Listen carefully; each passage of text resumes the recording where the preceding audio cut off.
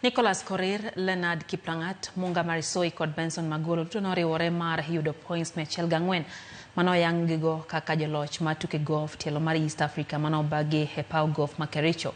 Tukego no bagi kendo ywa jotugo 112 mano opimi kidienje opogore kama oting'o mano mar rawere. Tukego bende noneno ka kidieny mar rawere obedo kod puonjruok mano kelo jotugo 100 mano milony kod ng'eyo mathoth. Director mar KCB Michael Njeru yangone chakre ne gichak tukego higa mar 2023 giseno dongruok kama oting'o kelo ber e ochumi e gwenge ma gibago e tukego. Tukego ibiro bago e paw tuke mana Nyoki Golf Club gi Korir mabiro.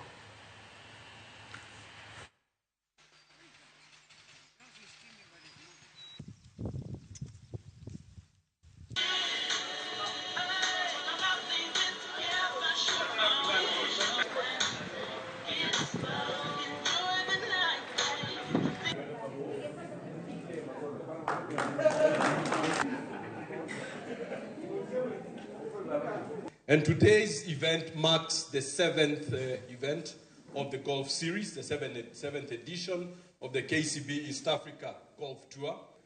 As part of this series, we are also incorporating the young people so that we can nurture young talent, capture it early into this game of golf. And then we intend to traverse about 20 counties in this series.